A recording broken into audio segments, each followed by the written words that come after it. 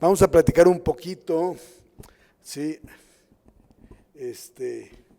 De cirugía de corazón abierto. ¿Sí? Es una especialidad interesante que en los últimos años se ha transformado gracias al desarrollo de tecnología con catéteres que han sustituido muchos de los procedimientos. Cuando yo terminé la especialidad en 1991, no existía el balón de angioplastía ni el stent. Entonces el 100% de los pacientes con problemas coronarios, que son muchos, los teníamos que operar de corazón abierto. Ahora operamos uno de cada 100.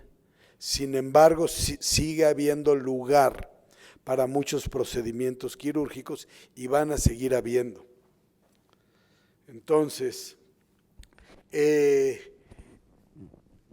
para todos aquellos que ya rotaron por especialidades quirúrgicas, en la escuela de medicina, yo tuve la necesidad, la necesidad en mis tiempos para poder ser cirujano cardiotorácico y vascular, había que terminar la residencia, la especialidad de cirugía general completa.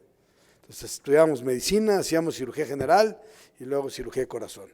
Entonces, dentro de la cirugía general, hablar de Theodor Billroth era hablar como de un semidios. No, esto no está, aquí está. ¿Sí? Las operaciones, las gastrectomías, se llamaban Billroth I y Billroth II. Estos cirujanos eran los creadores de la cirugía general moderna. Y Theodor Billroth, que era un semidios, dijo que ningún cirujano que quisiera tener respeto propio o ser respetado por sus pares debía atreverse a operar una herida en el corazón. ¿Sí? Lo curioso es que en 1893 Daniel Hale Williams operó una herida de un cuchillo a alguien que acuchillaron en el tórax y le atravesó el corazón y sobrevivió. ¿Sí? Estuvo 51 días hospitalizado. ¿Sí? Le cosió el corazón a corazón latiendo con las suturas que habían en esos años. El caso es que la persona sobrevivió.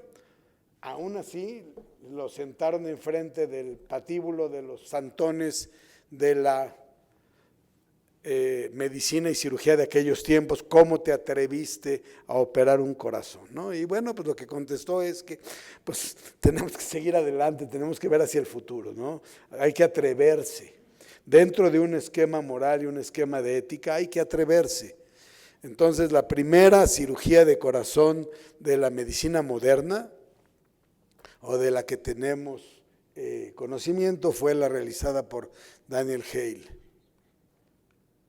Y bueno, ¿cómo se imaginan ustedes que operamos el corazón? ¿Sí? No sé si algunos ya rotaron por cirugía experimental o todavía se hace, porque con esto de los derechos de los animales han cambiado las cosas, pero si yo tengo un ser humano o un ser vivo, le abro el pecho y le corto el corazón, pues salpica sangre por todos lados, se desangra y se muere a los 3 minutos. Entonces, ¿cómo le hago para evitar todo esto, ¿no? O sea, una tragedia. Pues para poder operar el corazón en casi todas las instancias, porque hay algunas cirugías que son un poco diferentes, pero en el gran grupo de la cirugía de corazón abierto, ¿sí? Pues tengo que detener el corazón, ¿sí? Porque si lo corto, pues el paciente fallece en ese momento. Entonces, hay que detenerlo. Y si le paro el motor al paciente, ¿qué le pasa? Sí, pues deja de llegar oxígeno al cerebro, a los 3 minutos el cerebro pues ya tiene lesiones y empieza una cadena de desencuentros que acaban con el fallecimiento del paciente. Entonces, pues a alguien se le ocurrió que había que parar el corazón, pero mantener el paciente vivo. Y entonces, sí, aquí esto es nada más una pequeña explicación de la circulación para que podamos entender lo que viene después. pues este es el ventrículo izquierdo que avienta sangre a la aorta y esa sangre luego pierde oxígeno y regresa por la vena cava a la circulación del lado derecho del corazón y va a los pulmones y vuelve a hacer un ciclo, ¿no? Entonces, lo que tenemos que hacer nosotros es ver cómo sustituimos estos dos circuitos, el sistémico y el pulmonar, ¿sí?, para poder operar el corazón parado y que el paciente siga vivo.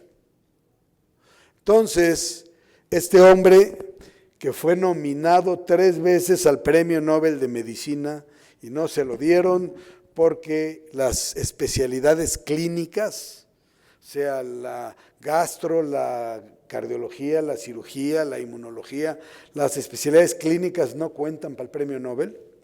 Este hombre, Walton Lillehei en Minnesota, ¿sí?, se le ocurrió una cosa que se llama la circulación cruzada, ¿sí?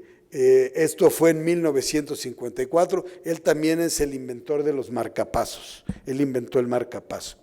Minnesota era una área plagada de médicos con gran imaginación, ahí también está la Clínica Mayo, en Rochester, Minnesota, las grandes empresas biomédicas que, bueno, hoy en día están por todos lados, pero estaban en Minnesota, porque habían muchos hospitales y se desarrollaron muchas cosas por ahí. Entonces se le ocurrió a Lillehei que si el niño tenía un agujero en el corazón, pues qué tal si usaba los pulmones y el corazón del papá para que le bombearan sangre en lo que él paraba el corazón del niño, ¿no? Se llamaba circulación cruzada.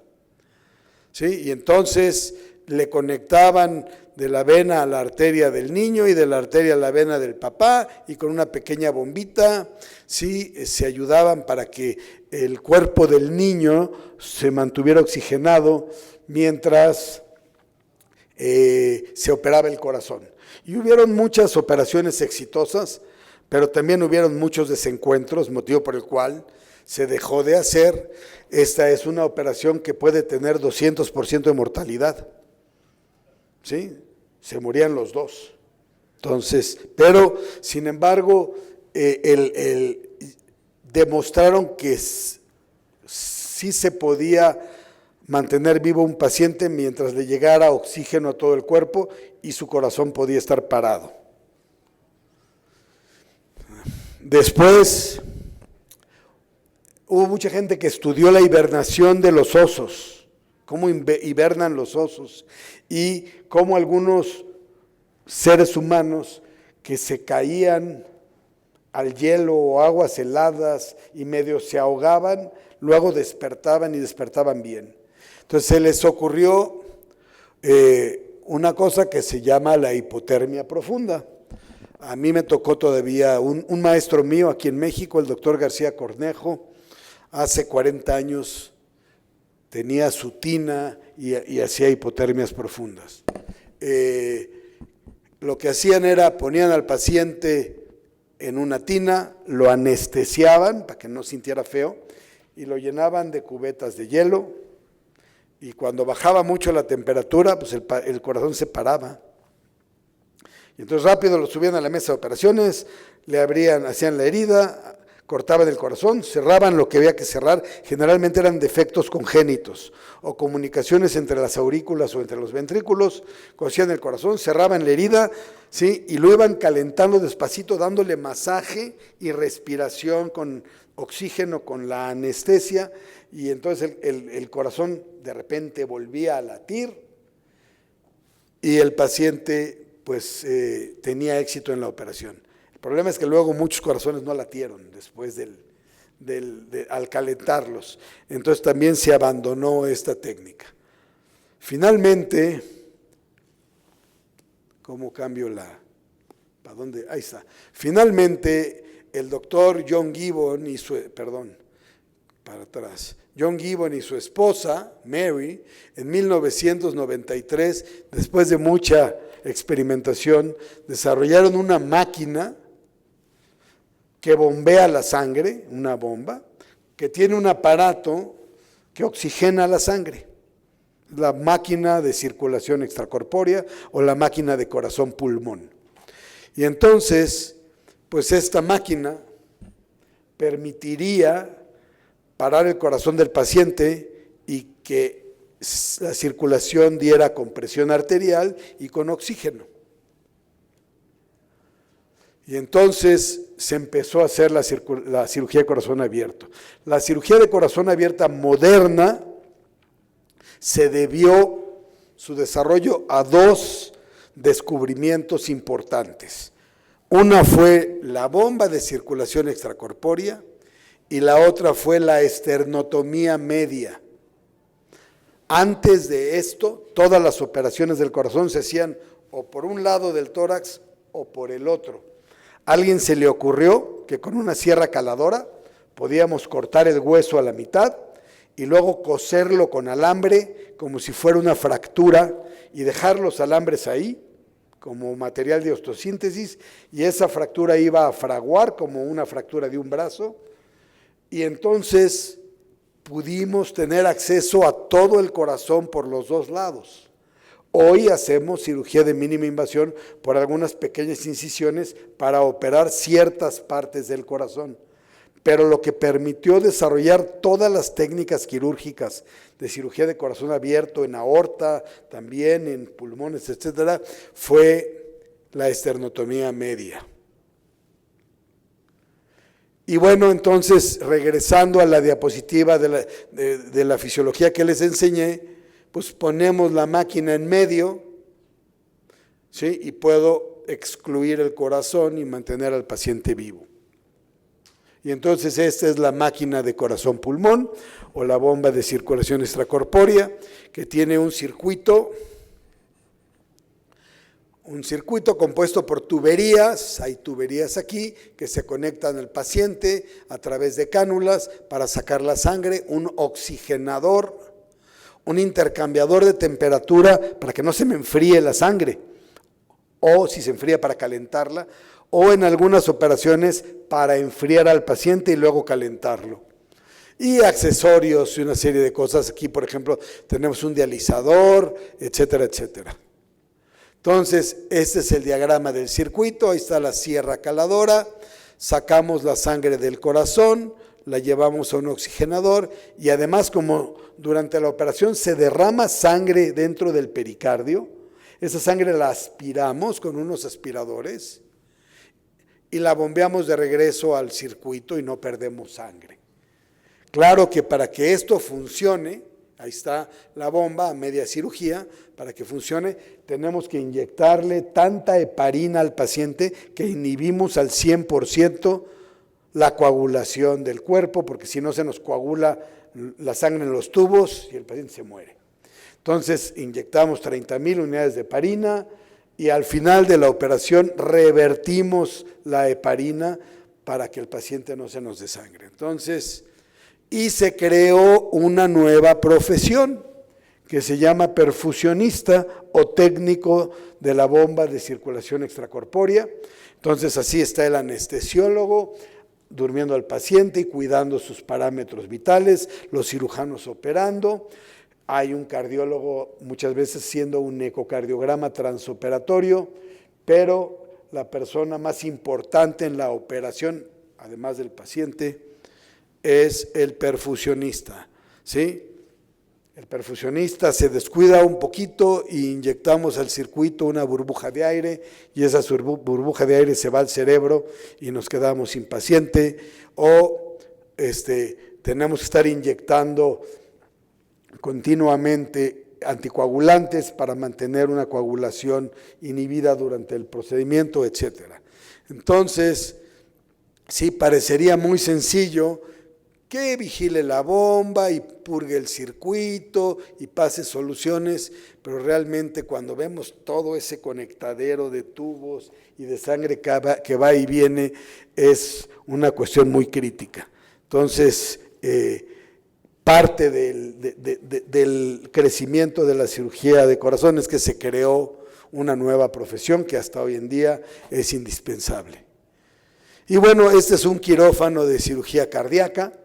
Aquí está la bomba, ya está purgado el circuito, aquí está el doctor Ledoux haciendo la antisepsia del paciente, tenemos los cauterios, allá atrás está el eco, el balón de contrapulsación, aquí está un recuperador celular, porque también la sangre que se derrama la reaspiramos y la lavamos y se la reinfundimos al paciente.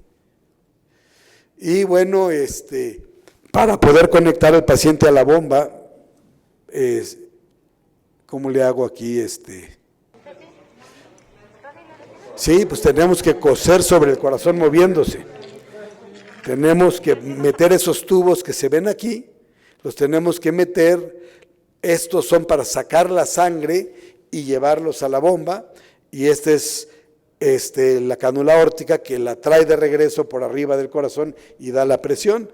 Entonces tiene sus mañas, como lo había mencionado, espérame, tiene sus mañas coser sobre el corazón latiendo, ¿no?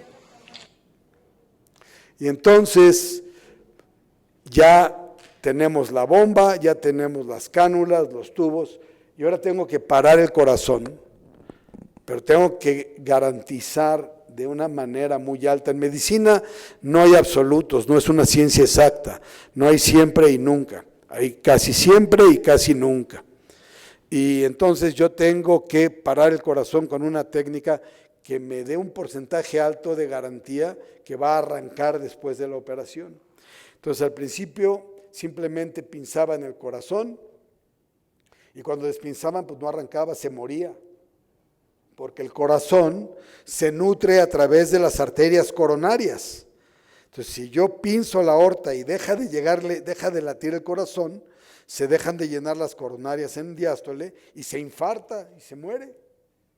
Entonces, despinzo después de operarlo y pues no arranca.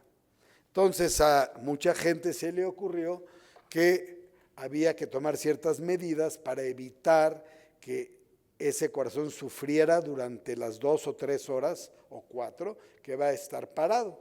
Y entonces se preparó una serie de cuestiones químicas y hay una solución que se llama solución cardioplégica, que es agua con cloruro de potasio y otra serie de cosas que hacen que el corazón se pare en diástole. Si le ponemos sulfato de potasio no arranca. Entonces probaron muchas soluciones.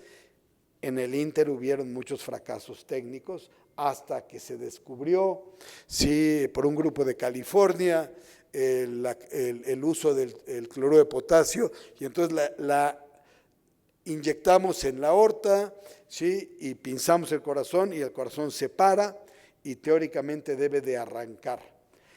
Estas soluciones son las que usamos también en los trasplantes.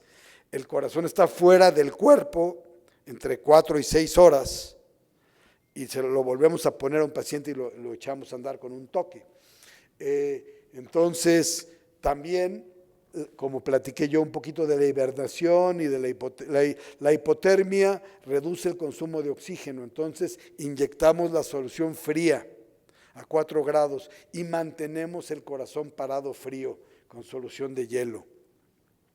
Y ya que pudimos finalmente parar el corazón, por ejemplo, es un paciente que tenía una válvula aórtica calcificada, entonces aquí cortamos la aorta, quitamos la válvula que no sirve y aquí estamos empezando a coser la nueva válvula. Estamos cosiendo, aquí pueden ver ustedes cómo ya está la nueva válvula puesta en su lugar, pero también tenía un aneurisma de aorta el paciente. Entonces le cambiamos un pedazo de aorta, esto es un injerto de Dacron, y ya está ahí el corazón inflado otra vez latiendo al final de la cirugía. ¿Sí? Este es un puente coronario. Aquí vemos en el cateterismo cardíaco que el paciente tiene una lesión en la coronaria derecha y le podía dar un infarto. Entonces hacemos una operación donde ponemos un bypass, que puede ser un pedazo de vena o de arteria que cosemos a arterias de 2 milímetros y que conectamos desde aquí arriba hasta aquí abajo para que la sangre pase y el paciente disminuya el riesgo de infarto. O podemos, como lo platicamos, podemos quitarle el corazón a una persona y ponerle uno nuevo. En casos extremos, pero bueno, esto es una realidad desde 1967. Y bueno, ya que se quita el corazón, el corazón viejo, enfermo en la charola, sigue latiendo un rato. Sí, la gente se espanta, pero bueno, esto es una cosa curiosa. Y como les decía yo, después de haber aprendido a operar el corazón por la esternotomía media, pues nos dimos cuenta que podíamos accesar el corazón por pequeñas incisiones, y entonces hay ciertos procedimientos que se hacen por mínima invasión, por incisiones chiquitas del lado derecho del tórax, ¿sí? Sin embargo, se tiene que usar la bomba, porque el corazón se va a detener. En vez de conectarlo por aquí arriba, las cánulas al paciente, se conectan a través de la arteria y de la vena femoral, por una incisión pequeña en las ingles, y también se hace cirugía robótica. También hay grupos que se han especializado en hacer una operación 1000 o 2000 veces la misma a través del uso de un robot, y eso permite también hacer incisiones pequeñas. Bueno, lo que yo les platicaba, ya cortamos el esternón y ahora pues hay que cerrarlo. ¿Sí? Entonces aquí está el hueso, aquí están suturas de alambre inoxidable o de cable de alambre torcido. Es como una sutura, el alambre tiene en la punta una agujota, ¿sí? Y usamos un portaagujas muy grueso y atravesamos el hueso con la sutura, y luego jalamos los alambres, los torcemos, los cortamos y se quedan ahí para siempre, y esto a las 6 semanas fragua, entre 4 y 6 semanas, y el paciente regresa a su vida normal. Y pues ahí está el resultado cosmético, a las 5 semanas pues prácticamente no se ve nada. Y para poder operar el corazón, aquí estamos todos los cirujanos, usamos unos telescopios especiales que nos magnifican 2, 3 o 4 veces las cosas, pero además nos las acercan.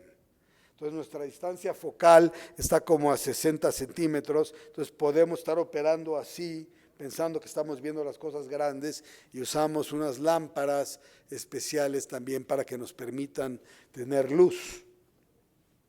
Y bueno, pues es la historia de cómo se hace una cirugía de corazón abierto. Espero que les haya quedado claro y les agradezco la invitación.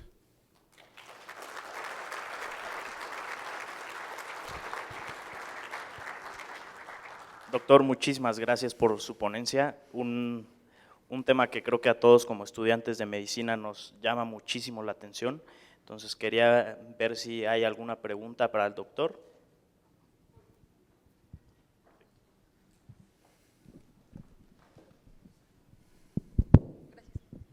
Hola doctor, buenas tardes, gracias por su ponencia. Mi pregunta es, sabiendo que hoy en día hay diferentes, hay nuevas técnicas como el cateterismo, como la cirugía de mínima invasión y cirugía robótica, quería preguntarle cuáles son las indicaciones puntuales y las que no hay otra opción más que hacer la cirugía cardiotorácica que comentaba. Mira, se acaba de publicar que el jefe de cirugía cardíaca del hospital King Faisal en Arabia Saudita hizo un trasplante cardíaco con un robot por una toracotomía izquierda. Creo que fue un caso muy seleccionado. Muchos de los trasplantes que hacemos son pacientes que tienen 2 o 3 cirugías previas de corazón y nos lleva 3 horas despegar todas las adherencias para poder quitar el corazón enfermo. La cirugía que hoy en día se hace por mínima invasión en pacientes muy seleccionados, no todos son candidatos a, por ejemplo, las reparaciones de válvula mitral o recambio de válvula aórtica se hacen por una mini toracotomía. Se pueden hacer operaciones coronarias, sin embargo, muy poca gente en el mundo ha logrado con el robot hacer cirugía de bypass completa de los 2 lados. ¿Sí? Podemos hacer con mínima invasión una operación de la arteria mamaria a la descendente anterior, ¿sí? A una arteria circunfleja, pero hacer una revascularización completa a ambos lados del corazón todavía no es una técnica que se haya estandarizado a nivel internacional. Siempre va a haber la discusión de si se le ponen stents o se opera al paciente. Por cada 100 estudios que dicen que es mejor poner stents, hay 100 estudios que dicen que es mejor la cirugía. ¿Sí? Hay mucha presión de la industria. La cirugía es muy barata. ¿Sí? Los stents valen una fortuna. La realidad es que hay guías que son guías claras y hay pacientes que se deben de tratar mediante cardiología intervencionista y hay pacientes que se deben de tratar mediante cirugía coronaria. Pero hay situaciones donde no hay discusión. Por ejemplo, una endocarditis bacteriana, una válvula infectada, la tienes que abrir, la tienes que operar, ¿sí? Trauma cardíaco. Los equipos de soporte circulatorio centrales, que necesitas todo el flujo. Y las cardiopatías congénitas, ¿sí? Muchas de ellas, las sencillas, hoy en día se tratan mediante catéter, cierras agujeros, pones stents, dilatas arterias estrechas, pero las cardiopatías complejas, como los corazones univentriculares, esas son de cirugías abiertas muy complejas. Entonces nosotros pensamos que la cirugía cardíaca nunca va a desaparecer, se va a transformar. Sin embargo, la cardiología intervencionista tiene sus ventajas, ¿sí? Tenemos que pensar en el paciente también, ¿sí? Yo creo que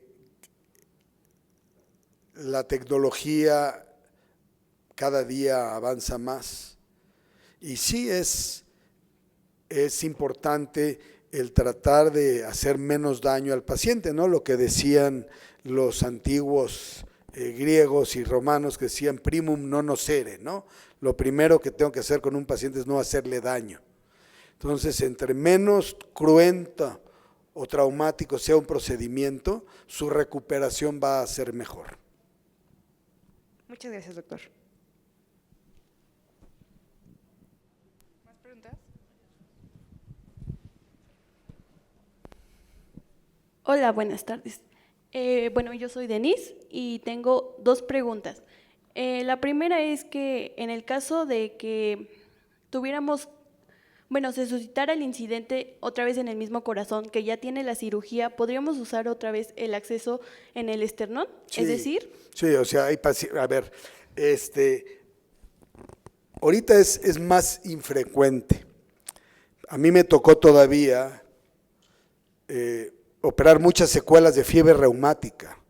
La cardiopatía reumática es una enfermedad de la pobreza, donde las infecciones comunes en la garganta en los niños generaban 10 o 20 años después alteraciones en las válvulas cardíacas.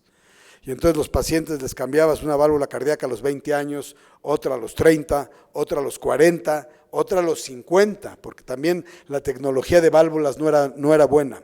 Entonces, pues las reoperaciones cardíacas son comunes y frecuentes en los grandes hospitales de volumen o institucionales todos los días hasta el día de hoy. Entonces, puedes abrir el esternón las veces que sea necesario, que vas a tener adherencias. Hay situaciones prohibitivas, como el caso en el que hayas tenido una mediastinitis y se haya podrido el esternón y lo quitaste y se hizo ahí fibrosis y está la piel encima y entonces pues el corazón es parte de adherencias y de hueso, pues ahí pues no puedes volver a entrar, ¿sí? Pero en general las reoperaciones por esternotomía son muy frecuentes. Ok, entonces se valora el riesgo-beneficio en una segunda vez, tercera vez. Pero también la otra pregunta es que si para poder hacer una cirugía, primero valoramos o va de la mano con el cardiólogo intervencionista, es decir, él primero da su punto de vista de acuerdo a si se le puede hacer un cateterismo o primero da el cardiólogo su punto de vista. Bueno, el cirujano cardiólogo. El paciente se siente mal y va al doctor. El doctor le pone el estetoscopio y le oye un soplo. Entonces lo manda al cardiólogo. Entonces el cardiólogo lo revisa y determina que el paciente tal vez requiere un ecocardiograma y se demuestra que hay una válvula cardíaca afectada y que hay que operarlo. Entonces lo revisa desde los pelos hasta las uñas de los pies para ver que no tenga otro problema de salud y en muchos casos hay que hacer un cateterismo cardíaco para ver que no haya problemas coronarios o no hayan otros problemas, y entonces el paciente se presenta en una sesión médico-quirúrgica. Y entonces el doctor le presenta al resto de los cardiólogos y a los cirujanos su paciente y se discute el caso y se determina si se requiere operar o no. Y entonces, si se decide que es quirúrgico, pues entonces se opera. Y al terminar la convalecencia del paciente, el médico tratante siempre es el cardiólogo. Nosotros nada más lo operamos y se lo regresamos. ¿Sí? Entonces, así hoy en día hay todavía una dinámica más avanzada y les quiero platicar con mucho orgullo que este es el único hospital privado en el Valle de México extendido que funciona así, que se llama un Heart Team. En la medicina moderna, todas las decisiones se toman entre un grupo de especialistas donde hay cardiólogos clínicos, hemodinamistas, cardiointensivistas, cirujanos de corazón, anestesiólogos cardíacos, cirujanos vasculares. Entonces, entre todos vemos a todos los pacientes y sobre la marcha tomamos la decisión que sea más conveniente para el paciente y eso es lo que se les propone, porque al final la decisión la toma el paciente. Nosotros nada más proponemos cuál sería su mejor alternativa. Gracias. Unas preguntas que nos hicieron en línea, Doc. Entonces le voy a leer la primera y dice, respecto a la circulación extracorpórea, ¿cuáles son las posibles complicaciones más comunes al inducirse la cardioplejia y cómo se pueden tratar o cómo se pueden resolver? Bueno, la cardioplegia casi no da problemas. O sea, hay veces que tienes que echarle 2 litros o tienes que echarle más porque el corazón no se detiene. Hay veces que tiene tanta enfermedad coronaria que no llega y sigue fibrilando. Sí, entonces, la circulación extracorpórea puede tener muchos problemas. El primero es pues que no canulemos bien al paciente y se nos rompa el corazón, se nos diseque la aorta o se nos haga un agujero ahí donde ponemos las jaretas para poner las cánulas, ¿sí? La otra es que los aspiradores, o sea, es todo un proceso como si fuera un checklist de la medicina aeroespacial, o sea, el cirujano está abriendo al paciente y está platicando con el instrumentista y con el perfusionista y estamos checando que todo funcione. Por ejemplo, se canula la aorta y tenemos que checar que no haya mucho gradiente de presión, porque si no quiere decir que estamos mal canulados, ¿sí? Luego los aspiradores que usamos, porque también metemos aspiradores dentro del corazón para que tengamos un campo limpio adentro. Los aspiradores que usamos los tenemos que meter primero en agua y ver que saquen y que no inyecten aire, porque si inyectamos aire se nos va al cerebro. Y entonces, si todo funciona bien con la circulación extracorpórea, pues la complicación más común es el sangrado. ¿Sí? Tenemos que revertir la heparina al final de la operación. Bueno, durante toda la operación le estamos preguntando al anestesiólogo y al perfusionista cómo están las presiones y cómo está el pH y cómo está la perfusión, porque la bomba tiene que otorgar suficiente oxígeno al cuerpo del paciente. Entonces, si el paciente está hipotenso, está ácido, entonces no estamos otorgando suficiente perfusión al cuerpo y está chocado, y entonces va a salir un paciente en choque severo. Ya al final de la operación, pues tenemos que decanular, sacar las cánulas y que no nos sangren esos agujeros, que no se nos desgarren, las aurículas, y ya que terminamos, pues el 5% de todos los pacientes que se operan de corazón sangran, y hay que volverlos a meter al quirófano un par de horas después, revisar de dónde sangran y pues hacer hemostasia, revertir más la heparina, poner plaquetas y una serie de cosas.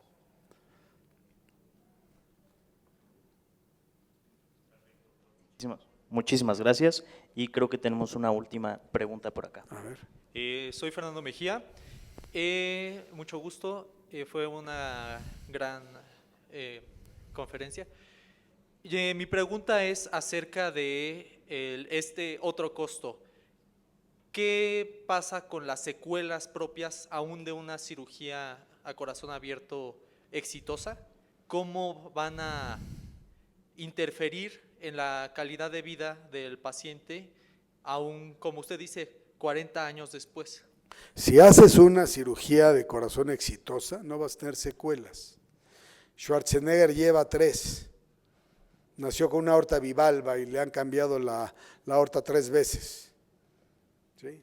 O sea, sí, tienes una esternotomía que va a cerrar y se te va a olvidar a los 3 meses de que tienes una herida ahí. ¿Sí? Si sacaste la safena o la radial para hacer bypass coronarios, vas a tener una cicatriz en la mano, otra en la pierna. O sea, si hiciste una cirugía de corazón, si todo salió bien, que generalmente todo sale bien, ¿sí? O sea, estamos hablando de que los grupos médicos, tanto en el país como fuera, tienen una competencia profesional decente, ¿sí? Y generalmente se pueden hacer las cosas, porque también, así como en cirugía, también en cardiología intervencionista, ¿sí?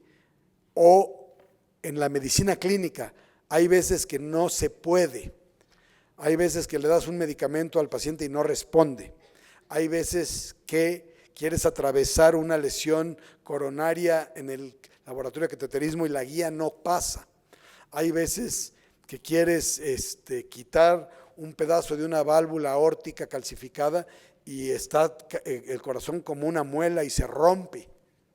¿Sí? Entonces hay cada paciente es diferente, la misma enfermedad no es igual en todos los pacientes, ¿sí?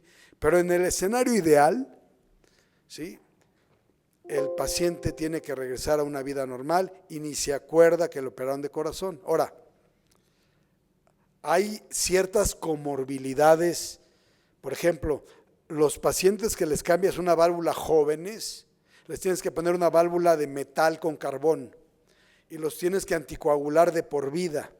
La anticoagulación tiene morbilidad. Si no se toma sus anticoagulantes bien, puede tener un trombo en el corazón o un trombo en el cerebro. Si los toma de más, puede tener una hemorragia, ¿no? Pero per se de la operación, una operación bien hecha no tiene secuelas. Gracias.